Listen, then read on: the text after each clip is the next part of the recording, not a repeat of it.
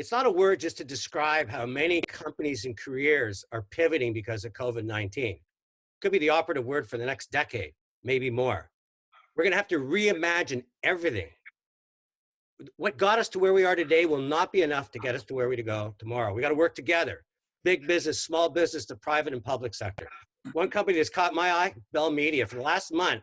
And I'm not talking about just great gestures like offering up Crave for free, so when we're in isolation, we get to watch nice content.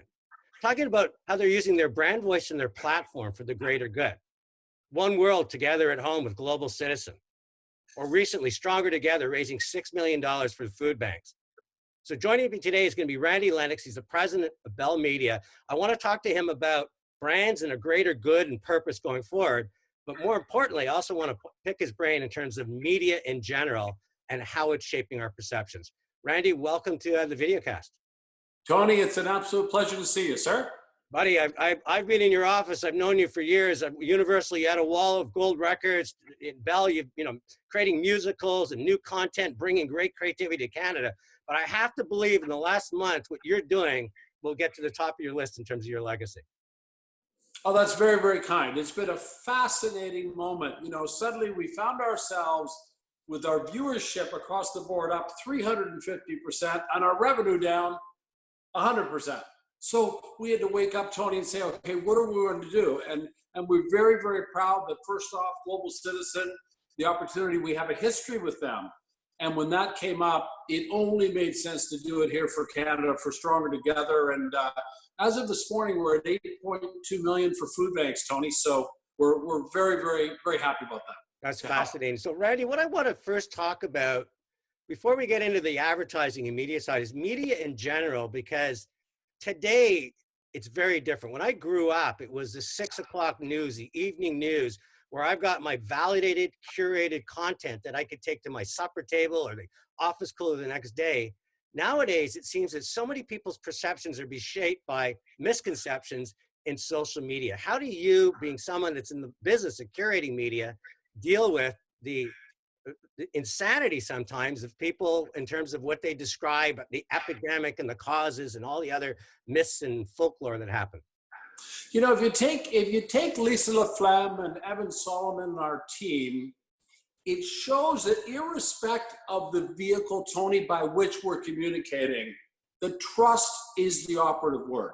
I mean, the fact that our viewership is triple, and to your point, they're waiting until 6 o'clock and sometimes 11 o'clock at night to consume news that they know that they can rely on. That doesn't preclude the point you're making, which is that if it happens at 3:12, we're also there in real time at 3:12, making sure that's known. So it's really a teeter-totter balance between the two. The real-time update, but then the validation in the traditional news slot later. So how do we deal with, though, you know, when what was the myth of the week last week, that Bill Gates had orchestrated all of this because he owned a vaccination? Unbelievable. Like, how do we deal with that in terms of the platforms that you offer, the Evan Solomons and that you bring forward to say, we're not only going to report on the news, we're going to counter some of these myths and put an opposing point of view out there. But it's like everything. It's like the relationship you and I have. Our relationship is based on credibility and trust, right? Mm-hmm. And I think that's all that is. And when Evan says, let's talk about how ridiculous a man that's given $382 million of his own money towards viral research would actually cause a virus when he's worth $120 billion. Everything is counterintuitive. And as you know, all we are is a problem in search of blame. It's so true. And then what I also want to look at is even the mainstream media in the States, the sense of the middle ground is disappearing. You got the Fox versus CNN battle, and it's almost contributed to it. It reminds me of the early days of talk show in the afternoon where everybody was throwing chairs. And Oprah came out and said, you know, we're going to take a higher ground and eventually run back the mass and put the people back in the middle where we need to believe. What kind of CTV and CP24 and all your other media assets, what are you doing to have Canada feel, you know, it's okay to stand in the middle versus throw spitballs on the edges? Well, it's a fascinating thing because what you're describing is Jerry Springer as president. And that's exactly what we have, right? That's exactly what we have. And we have to ameliorate and bring that down to normalcy, which I think what we do. And by the way, we're not conservative by nature. We have an opinion. We don't mind putting our neck out in certain points of view, but we have to call bullshit. And what's going on, as you know, is here's a guy that says, follow the rules, Michigan, and 4 days later, he's rooting them on Twitter. So all of the contradictions in the world need to be clarified, and we need to remind ourselves to speak in grade 9 language. And what I mean by that is, there's so many highbrow reporters that are speaking to an intellectual faction of 1.5% of Americans, and they think that's mainstream, right? That was Michael Bloomberg's problem, right? Brilliant man, but he's speaking to a faction. So we need to make sure that we are speaking in grade 9 English. And I don't mean that in a condescending way. I mean that just in a way that penetrates people that aren't paying attention. It's such a good point you're making, because it seems like these little memes that have it's like the very tip of the iceberg that somebody grabs onto and starts sending it all around. And we don't go beneath it. And I think that's the real challenge. Is this TikTok attention deficit disorder that the average person happens. But if you just spent a minute, as you said, look at the facts, look at Bill Gates' net worth. Why would he ever make that move? People would say, oh, yeah, you're right. But instead, the meme is what they want it. It's almost like this, somebody that's grabbed them as a fish, and off they go into the to just start populate the world with it.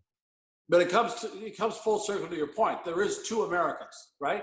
And the one American that believes on the Trump side wants to take all of that information and aggregate it against. And let's face it.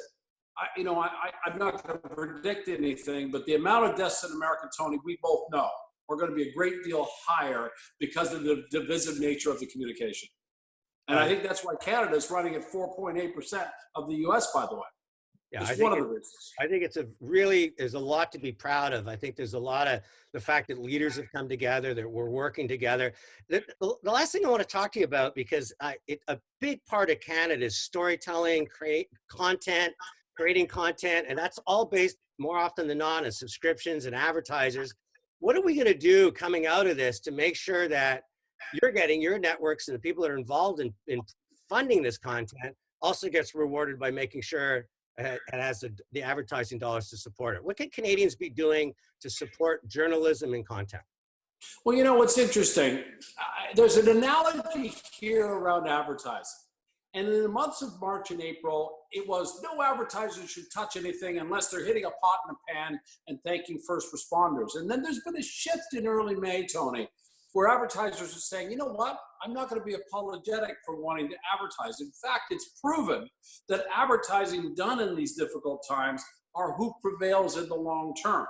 And that's how I feel about what we're doing. Offering Crave for free. Suddenly, 700, 800,000 new Canadians that have never seen Crave are experiencing that.